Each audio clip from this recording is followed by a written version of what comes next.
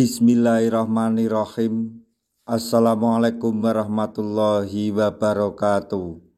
Masih bersama karduk.com. Pada video kali ini kami akan menyampaikan kabar terbaru yang datang dari DPR RI, khususnya Komisi 2 DPR RI, untuk para tenaga honorer yang tidak lulus dalam seleksi P3K tahun anggaran 2024, yaitu seleksi P3K tahap 1 banyak yang tidak lulus. Anggota Komisi 2 DPR RI, udah kelarin aja, nanti kan ada ini.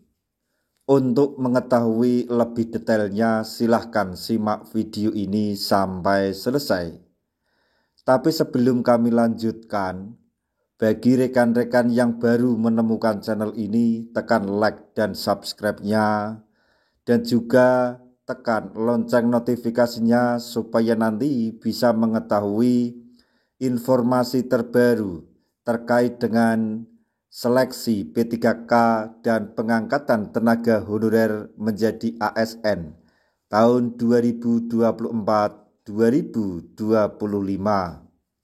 Sekarang mari kita simak dan cermati penjelasan yang ada di video ini supaya nanti tidak gagal paham.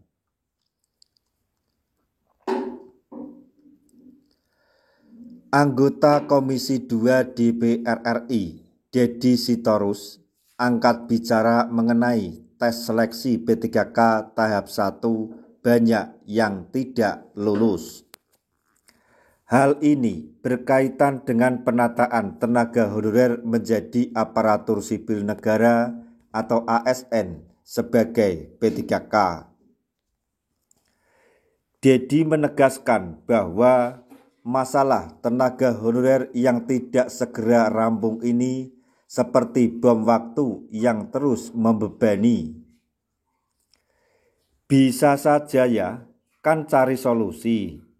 Iya, jadi pinter-pinterlah kita, karena saya kira ini negara harus segera menyelesaikan persoalan ini.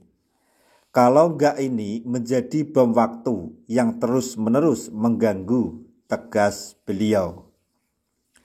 Anggota Komisi 2 DPR RI ini menyoroti tentang pelaksanaan tes seleksi P3K tahap 1 yang banyak tidak lulus, terutama di wilayah Jawa Timur. Jadi untuk daerah-daerah di Indonesia ini atau di seluruh Indonesia yang tenaga honorernya tidak lulus pada seleksi tahap 1, salah satunya adalah Jawa Timur. Beliau meminta Pemprov Jawa Timur dan BKN Kanrek Surabaya segera menyelesaikan para tenaga honorer agar menjadi P3K, maksudnya P3K penuh waktu. Menurut Deddy Sitorus, pada tes seleksi P3K tahap 1 hampir setengah dari formasinya tidak lulus tes. Saran saya, setidaknya coba kita cari cara supaya selesaikan pengangkatan honorer ini. Kan lucu, ada seleksi P3K tapi hampir setengahnya banyak yang tidak lulus, ujar beliau. Jadi salah satu provinsi atau daerah di Indonesia ini, Jawa Timur, tenaga honorer yang telah mengikuti seleksi P3K tahap 1 separuhnya dinyatakan tidak lulus. Politisi dari fraksi PDI Perjuangan ini meminta agar pemerintah daerah diajak betul-betul memikirkan persoalan ini.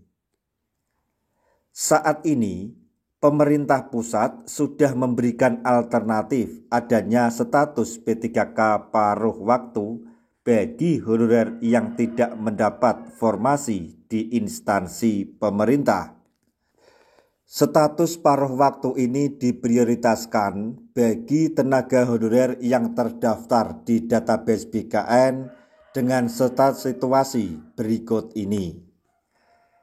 Yang pertama, tenaga honorer tersebut terdaftar di database BKN yang telah mengikuti seleksi CPNS tapi dinyatakan tidak lulus.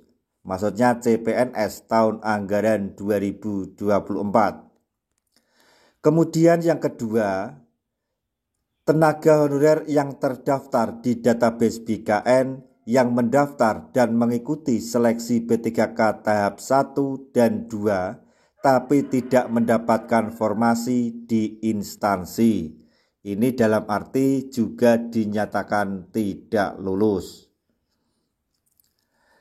Di sisi lain, anggota Komisi 2 DPR RI mengatakan salah satu solusi yang dapat dipertimbangkan honorer jadi P3K penuh waktu adalah kemungkinan dilakukan cross action antar instansi.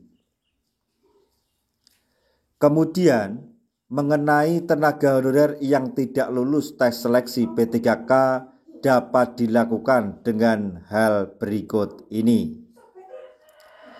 Yang pertama, jika tidak lulus seleksi administrasi atau kemampuan, nanti bisa dilakukan pendampingan. Kemudian, pemberdayaan, pelatihan, dan sebagainya. Udah, kelarin aja kenapa?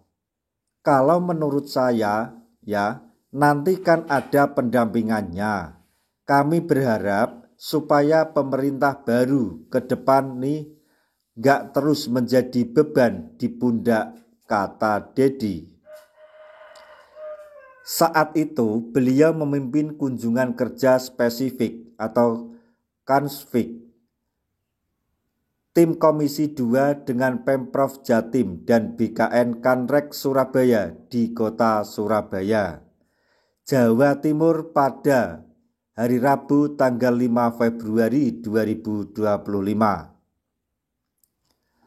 Selain itu, beliau juga meminta kepada PJ Gubernur Jawa Timur agar dapat menerbitkan persoalan ini atau menertibkan persoalan ini di masing-masing kota atau kabupaten.